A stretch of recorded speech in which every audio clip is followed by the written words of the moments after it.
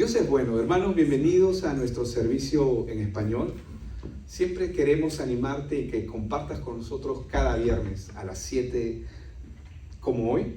No digo de la noche porque ahora estamos en verano, así que es las 7 de la tarde, ¿verdad? Así que queremos animarte a ello. Amén. Deseamos que crezcas espiritualmente. Una de las cosas más importantes que como pastor, y es parte del plan de Dios para la vida de cada creyente, es el crecimiento espiritual. Queremos que crezcas tanto ustedes que están aquí en esta reunión presencial, pero también los que nos siguen a través de las redes sociales. Queremos saludarlos y te esperamos aquí en 10620 de Hutchinson Boulevard, Panama City Beach. Eres bienvenido. Quiero animarte también cada miércoles para cumplir con este desafío de poder crecer espiritualmente. Lo que estamos haciendo es estudiar la Biblia. Hermanos, nunca serás el mismo después que la palabra pase por tu vida. Necesitamos que la Biblia pase por ti y tú necesitas pasar por la Biblia. Por eso es que nosotros hemos destinado un espacio cada miércoles a las 6 de la tarde para que puedas compartir con nosotros y puedas disfrutar de este tiempo de la palabra de Dios. Hemos iniciado una serie que nos va a permitir poder comprender algunas verdades fundamentales que son parte del Evangelio, que son literalmente el Evangelio. Y esas verdades espirituales, estamos hablando del credo de los apóstoles o el credo apostólico. La semana pasada estuvimos hablando en creo en Dios Todopoderoso, pero hoy vamos a estar hablando, creo en Jesucristo, su único Hijo, nuestro Señor y Salvador. ¿Y qué cosa es lo que esto realmente representa? Usted tiene que saber que a los cristianos, ¿quién lo define? Cristo. ¿Por qué nosotros nos llamamos cristianos? La primera iglesia en la que se les llamó cristianos a los seguidores de Cristo fue en Antioquía, en las Escrituras, en el libro de Hechos. Pero al cristiano, hermanos, lo define Cristo. Por Él es que somos llamados cristianos. Yo soy cristiano por Cristo. No soy cristiano porque vengo a una iglesia. Ni tampoco eres cristiano porque vas a una iglesia. Tú eres cristiano porque eres seguidor de Cristo. Eres un discípulo o te estás convirtiendo, y eso es a lo que aspiramos. Te estás convirtiendo en un discípulo de Cristo. Un verdadero cristiano es alguien que se ha arrepentido de su naturaleza de pecado y ha abrazado a Cristo como el único Señor y Salvador de su vida. Pero mucha gente no entiende de qué tiene que ser salva o de dónde me tiene que sacar el Señor. Lo que hace el credo de los apóstoles y lo que es el credo de los apóstoles está totalmente centrado en Cristo. Relata toda la historia de Jesús, su vida, su muerte, su resurrección, su ascensión y su segunda venida, que es lo que hoy estamos esperando. Hay mucha gente que ora y dice: Señor, yo ya quiero que vengas. Y es verdad, muchos queremos que Él venga, pero hay tanta gente aún que no está en los caminos del Señor, que Él es paciente. Amén. Él es paciente. Yo le doy gracias a Dios por eso. Y aquí en esta iglesia, hermanos, también somos pacientes. Tenemos paciencia porque lo que deseamos es que cada persona pueda crecer. En cada persona que dice ser cristiano se espera que Cristo sea el Señor. Se espera que Cristo sea el Señor de todo aquel que dice ser cristiano. Lo que pasa es que cuando hablamos de Cristo y hablamos del señorío, porque ahora vamos a aprender un poco más acerca de Él, mucha gente quiere que Jesús los salve, pero no quiere que Él sea el Señor. Muchos quieren que Jesús sea su Salvador, pero no quieren que Él sea el Señor de sus vidas. Es decir, no quieren que Él les diga qué cosa es lo que tienen que hacer. Así cualquiera puede llevar un evangelio. Y tristemente, esa es la forma en la que mucha gente hoy está llevando su vida como cristianos. No basta decir yo sigo a Jesús, o no basta decir yo amo a Jesús. Muchos que dicen amar a Jesús y seguir a Jesús, no siguen a Jesús tal como lo revela la Escritura bíblica. Siguen a un Jesús que ellos se han creado en su imaginación. Jesús le dijo a todos aquellos que dicen ser sus discípulos y a los que dicen creer en Él, les dijo lo siguiente: ¿por qué ustedes me llaman Señor, Señor y no hacen lo que yo digo? ¿Por qué me llaman Señor, Señor y no hacen lo que yo digo? Fácilmente mucha gente dice, no, sí, Jesús es el Señor, Jesús es mi Señor, pero no obedecen su palabra, no lo siguen. No todo el que me dice Señor, Señor, y esto también lo dijo el Señor Jesucristo, entrará en el reino de los cielos, sino el que hace la voluntad de mi Padre que está en los cielos. Entonces queda claro, hermanos, el credo apostólico nos ayuda a recordar las verdades fundamentales que como mínimo cada creyente debería de tener. Creo en Jesucristo, unigénito Hijo de Dios, nuestro Señor y Salvador. ¿Pero qué significa? Que el Salvador del mundo, el Hijo de Dios, vendría a este mundo a rescatar al hombre. Eso es lo que significa. Esta es una verdad bíblica anunciada desde que Adán y Eva pecaron. Esto es una verdad que está revelada en las Escrituras. Por eso necesitamos conocer a este Jesús, pero a través de la Escritura bíblica. No al Jesús que te presentan, Jesús, Dios te ama, Él es bueno. Es cierto que Dios ama, es cierto que Dios es bueno, pero Dios también, así como es bueno, Él es justo. Y Él castiga el pecado del hombre. Necesitamos conocer a este Jesús, pero necesitamos conocer no al Jesús que conocemos de a oídas. Necesitamos conocer al Jesús que está revelado en las Escrituras. Amén. ¿Estamos de acuerdo? Ahora, debemos identificar correctamente quién es ese Señor al que adoramos. Tú eres el Dios que adoramos. Qué hermosa canción, ¿verdad?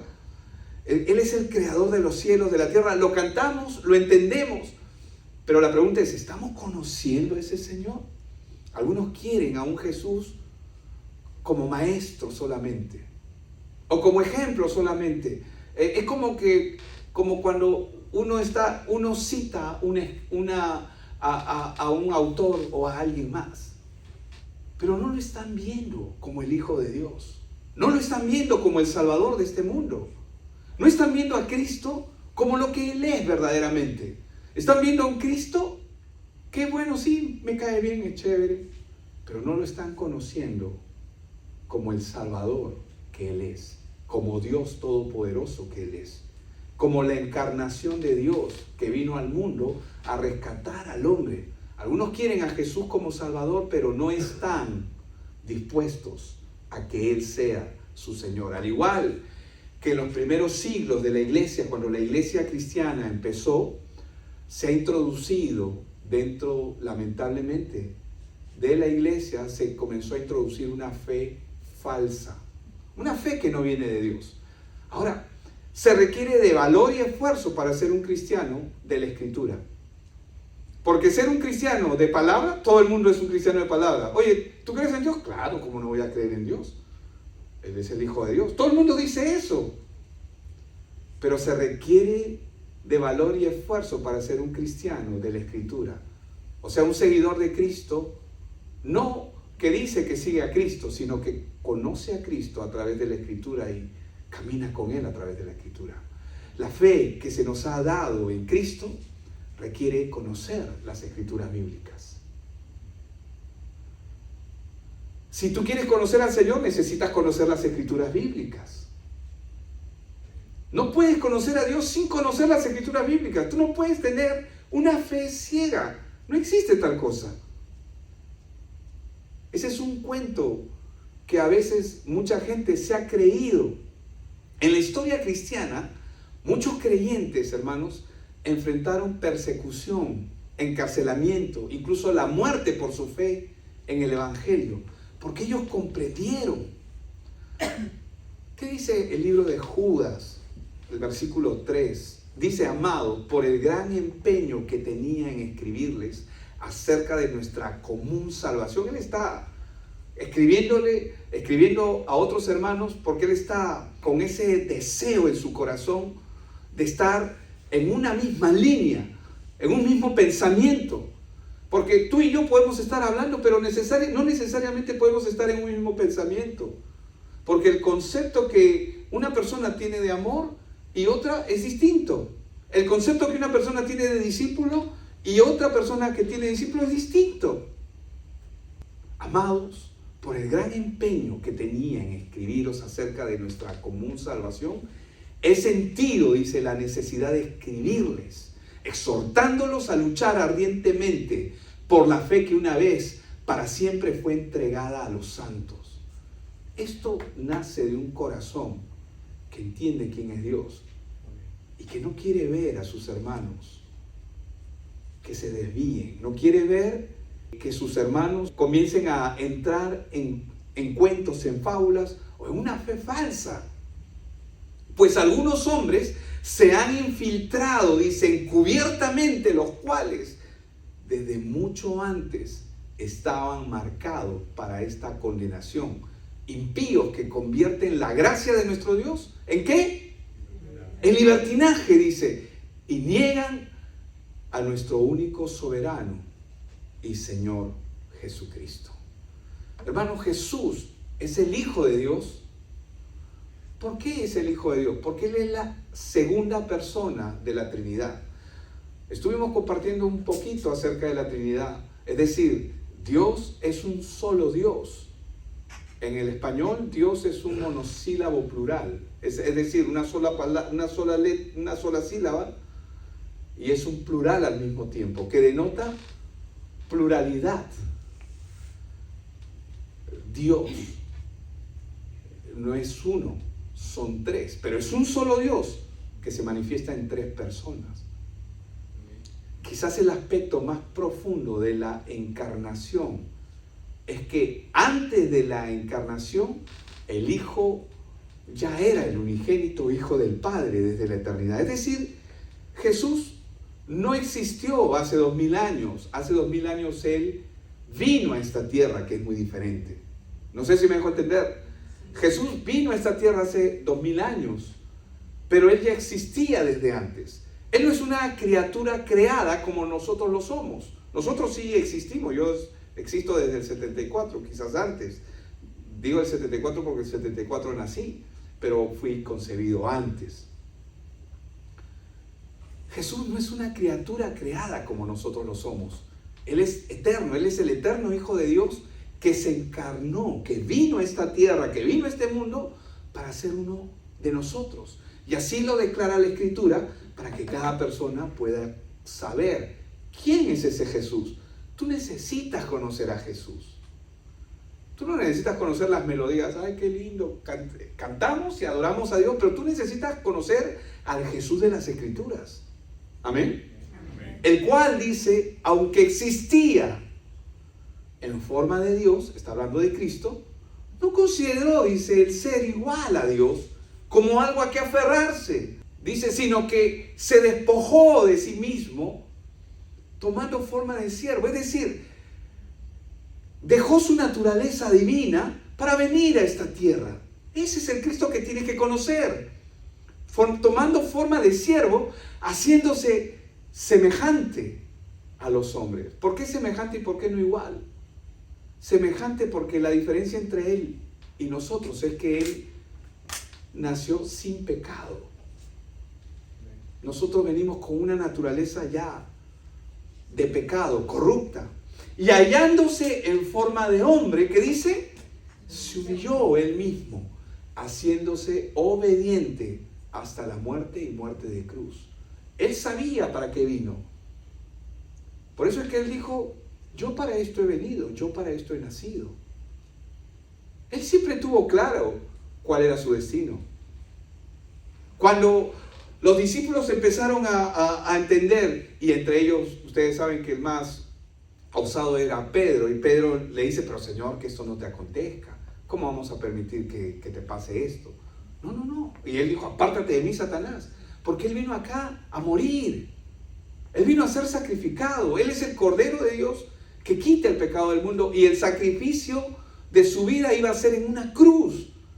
El sacrificio por el cual los hombres eran limpiados en el Antiguo Testamento temporalmente por un año era a través de un cordero que era sacrificado. Cada familia venía con un cordero y lo ponía en sacrificio, y la sangre de ese cordero cubría el pecado de esa familia solo por un año, y cada año tenían que hacer lo mismo. Pero Jesús vino una sola vez y para siempre, un solo sacrificio. Y la gran diferencia es que Él no solamente cubre nuestro pecado, sino lo limpia. Por eso es que Él se llevó el pecado de la humanidad, y hallándose en forma de hombre se humilló Él mismo, haciéndose obediente hasta la muerte, y muerte de cruz. Por lo cual dice, también lo exaltó hasta lo sumo, es decir, Dios lo exaltó y le confirió el nombre que es sobre todo nombre. Nombre que los demonios tiemblan. Nombre que calmó los vientos y la tempestad. Nombre que resucitó muertos, y que de hecho que todos vamos a resucitar un día después que hayamos partido de esta tierra. Nombre que es sobre todo nombre. Un nombre que, si bien es cierto, nosotros lo podemos usar ahora, pero cuando Él estuvo aquí en la tierra, los discípulos en el libro de Marcos, cuando tú lees el libro de Marcos, decían, ¿quién es este? Que aún los demonios le obedecen. ¿Quién es este que puede detener las enfermedades? ¿Quién es este que ni la enfermedad lo puede detener? ¿Quién es este que Poseidón, que era el dios griego, y Júpiter le obedecen? O sea que Él está por encima de todos ellos. Ese es el Cristo que necesitas conocer. Yo sé que es lindo decir Jesús te ama, sé una buena persona. Hermanos, eso no es evangelio. El evangelio es, tú tienes que conocer quién es Cristo. Necesitas conocerle. Necesitamos conocerle.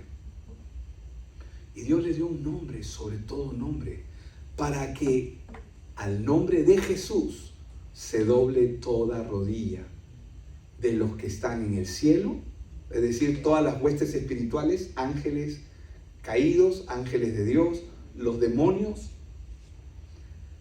todo lo que está en la tierra y debajo de la tierra, como ustedes lo ven, y toda lengua, ¿qué dice? Confiese que Jesucristo es Señor, para gloria de Dios Padre. Pero todos quieren a Jesús como Salvador, pero no todos quieren que Él sea su Señor. ¿Por qué?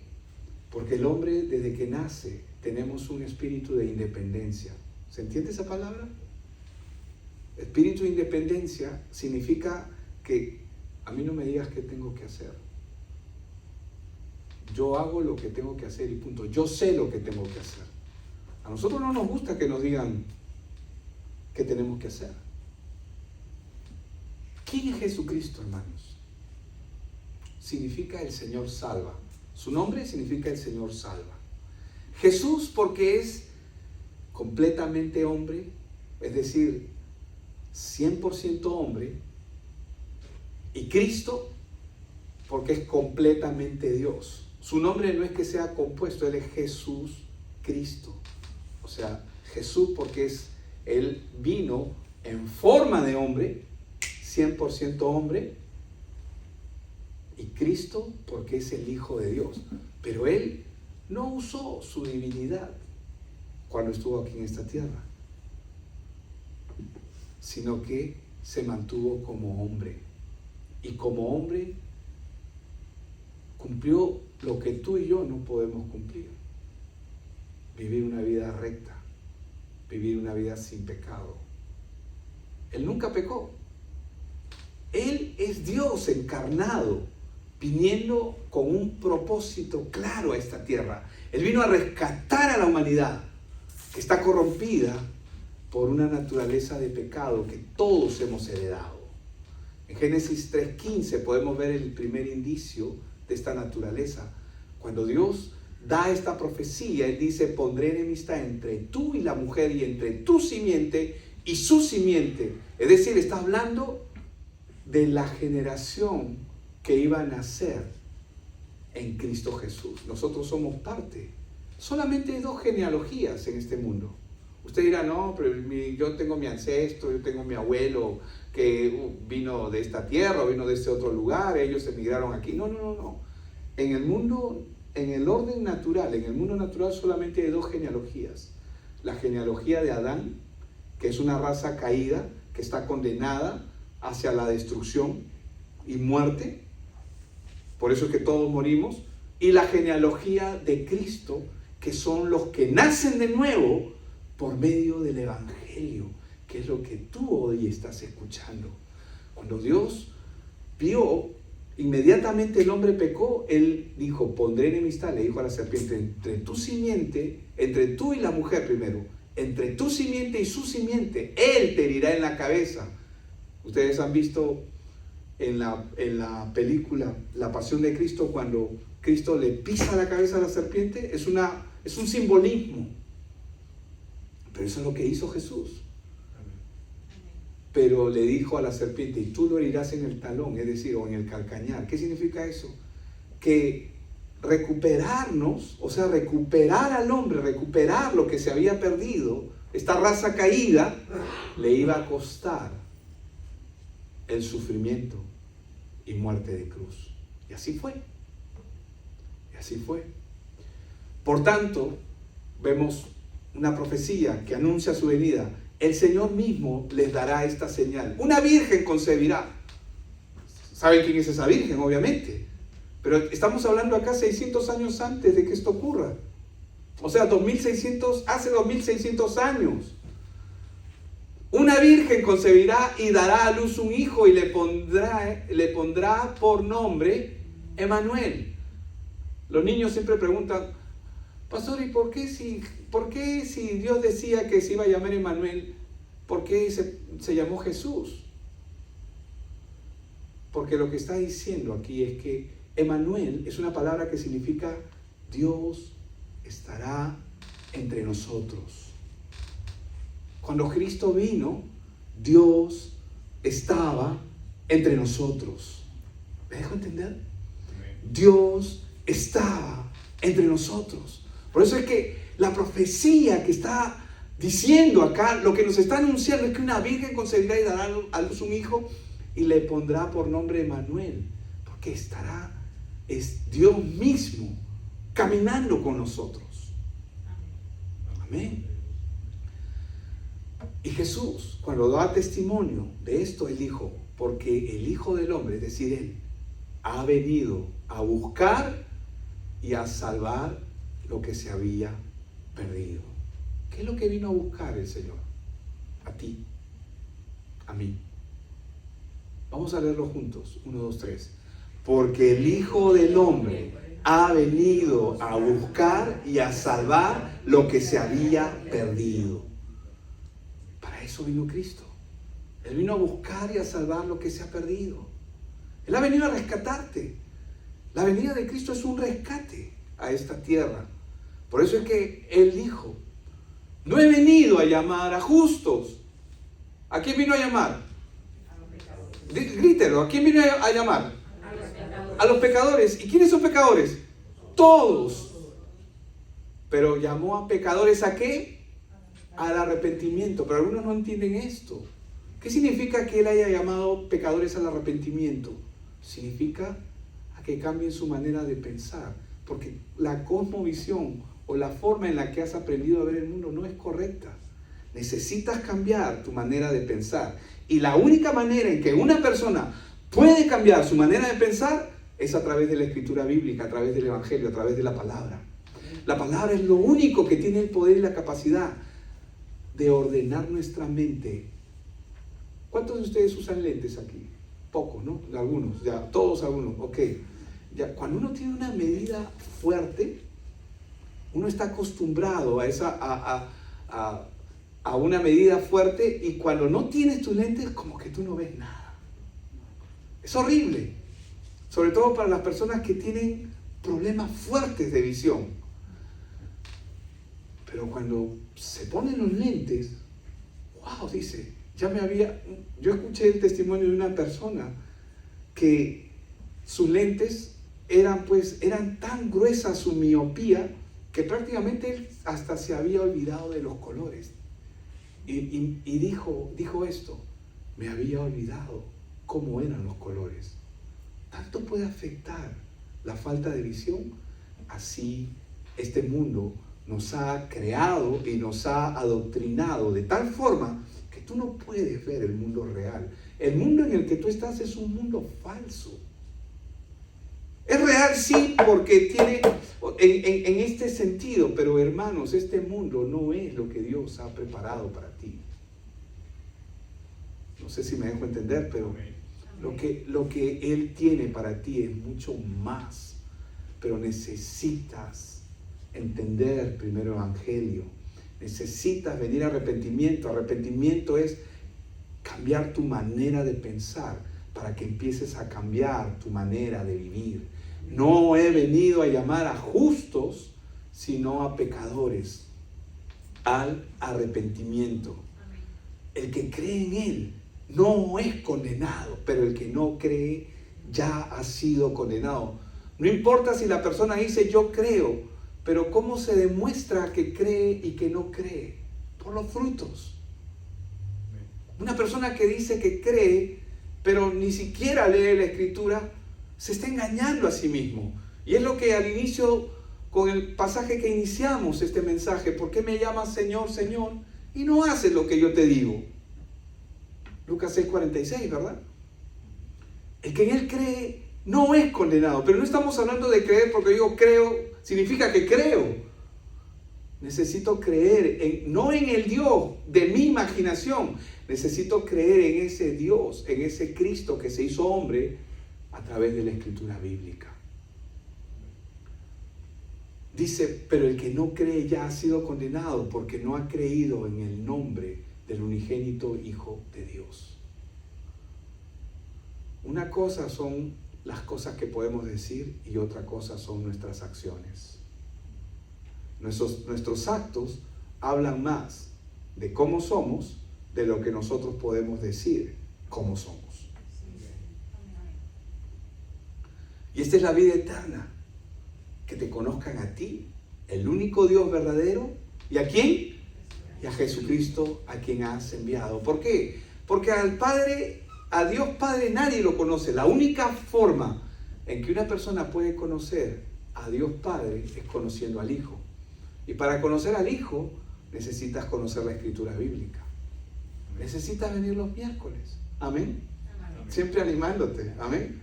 No me voy a cansar de animarte. Tienes un espacio ahí cada miércoles. Hay un sitio para ti. Y esto es lo que va a pasar en el futuro. Y vi un gran trono blanco y a aquel que estaba sentado en él, de cuya presencia vieron la tierra y el cielo y no se halló lugar para ellos. Esta visión es lo que está viendo Juan. Y Dios le está mostrando lo que va a ocurrir en el futuro. Dice, también vi a los muertos grandes y pequeños de pie delante del trono de Dios, obviamente, y los libros, acuérdese de esto, los libros en plural, fueron abiertos. Pero luego dice, otro libro, singular, uno, fue abierto, que es el libro de la vida. Y los muertos fueron juzgados por las cosas que estaban escritas en los libros plural. ¿De acuerdo? El mar entregó los muertos que estaban en él. Y la muerte y el Hades, es decir, la muerte y estamos hablando de los tártaros, las partes profundas de la tierra, entregaron los muertos que había en ellos. No me refiero a los cadáveres, me refiero a lo real. Hay un lugar de tormento aquí abajo en la tierra. La Biblia lo enseña. Jesús lo enseñó. Y fueron juzgados, dice, cada uno según sus obras. O sea, todos fueron juzgados. La muerte y el Hades fueron arrojados al lago de fuego. Esta es, ¿qué dice? Pero si yo no conozco ni la primera todavía. O sea, yo sé cuando una persona muere, pero a mí no me ha pasado todavía. Pero todos vamos a pasar por esa primera muerte. Pero hay una segunda muerte de la cual Él ha venido a liberarte. Y eso es lo que la gente no entiende. Esta es la muerte segunda, el lago de fuego. Y el que no se encontraba inscrito. ¿En dónde? En el libro de la vida, fue arrojado al lago de fuego. Hermanos, el libro de la vida, ¿qué dijo Jesucristo a los discípulos referente a este libro? Él les dijo, sin embargo, no se regocijen en esto, o sea, no te alegres de esto, de que los espíritus se te sometan o se les sometan, o que puedes sanar enfermos o en el nombre de Él, porque es parte del Evangelio, sino alégrate o regocíjate de que tu nombre, de que sus nombres estén inscritos en los cielos. Cuando hablamos de Jesucristo, hermanos, estamos hablando de Dios Hijo, quien tiene nuestros nombres escritos en los cielos, en el libro de la vida. Algunos piensan que esos nombres son escritos cada vez que una persona viene a Cristo, pero la Biblia, y eso lo vamos a dejar para otro tema, pero la Biblia enseña claramente que nuestros nombres han sido escritos antes de la fundación del mundo. O sea, antes de Adán, mi nombre ya estaba escrito. Pero yo nací en el 74, pero conocí a Cristo en el 94, 20 años después. Él me alcanzó en el 94, cuando yo era estudiante. Pero mi nombre ya estaba escrito. No en el 74, tampoco en el 94. Antes de la fundación del mundo, mi nombre ya estaba. Yo ya estaba en Él.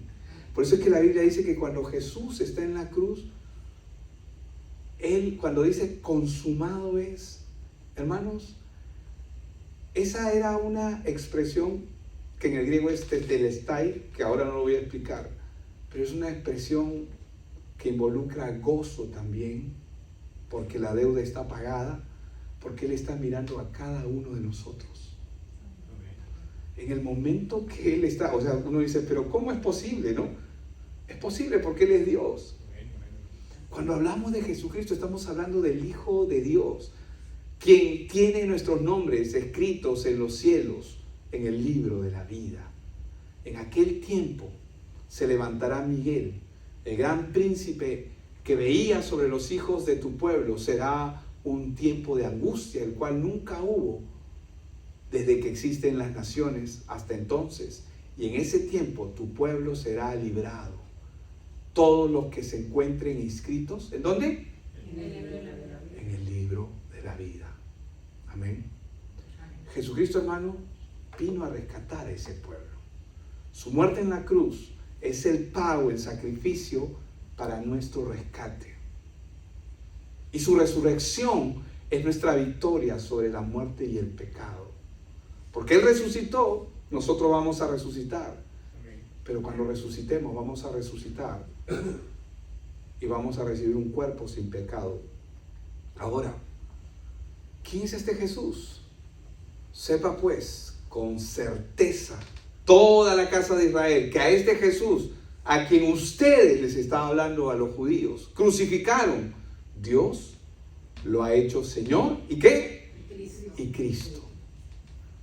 Recuerda que Él no solamente quiere ser tu Salvador. Eso sería un engaño, decirte que Él te va a salvar, pero que no va a ser tu Señor. No es así. El que Él sea Señor y Salvador no están separados, vienen juntos. Él es Señor y Él es Salvador al mismo tiempo. En ningún otro hay salvación, dice, porque no hay otro nombre bajo el cielo dado a los hombres en el cual podamos ser salvos. No hay otro nombre para el hombre, no hay otra oportunidad, solamente en Él. Por eso es que cada día que amanece y cada persona que respira en sus casas, si aún no conocen este evangelio, es un día de misericordia para ellos. Es un día de misericordia, es el día que Dios ha preparado. ¿Para qué? Algunos piensan, sí, para que todo me vaya bien en mi trabajo, sí, para que todo me vaya bien. No, es un día que Dios ha preparado para que tú aprendas a conocerle. Y claro, te va a ir bien en tu trabajo. Hermano, Jesús es Señor y ¿qué? Salvador. Algunas personas quieren aceptar a Cristo como Salvador, pero no están dispuestos a que Él sea su Señor. Sin embargo, estas dos funciones no están separadas. O Él es Señor de todo en tu vida, o Él no es Señor de nada en tu vida. Amén. Oremos y demos gracias a Dios Padre Todopoderoso, Creador de los cielos y la tierra, y a Jesucristo, quien vino y se hizo hombre para rescatarnos. Amén. Padre, yo te doy gracias por este tiempo, porque a través de tu palabra podemos conocerte cada vez mejor. Enséñanos, Señor. Realmente estamos aquí para aprender. Estamos aquí para recibir de ti. Señor, yo te doy gracias por la vida de cada uno de mis hermanos. Y oro realmente por ese crecimiento espiritual que tanto necesitan. Señor, oramos para que así sea. En el nombre de Cristo Jesús. Amén y amén. Amén, amén, hermanos. Amén. ¿Cuántos están comprendiendo la escritura bíblica? ¿Sí? ¿A cuántos les gusta escuchar el evangelio? Hermanos, los miércoles tomamos un tiempo especial. El miércoles es un tiempo especial. Amén. Es un tiempo de aprender, es un tiempo de crecer. Yo quiero animarle a que el miércoles usted pueda venir y participar con nosotros.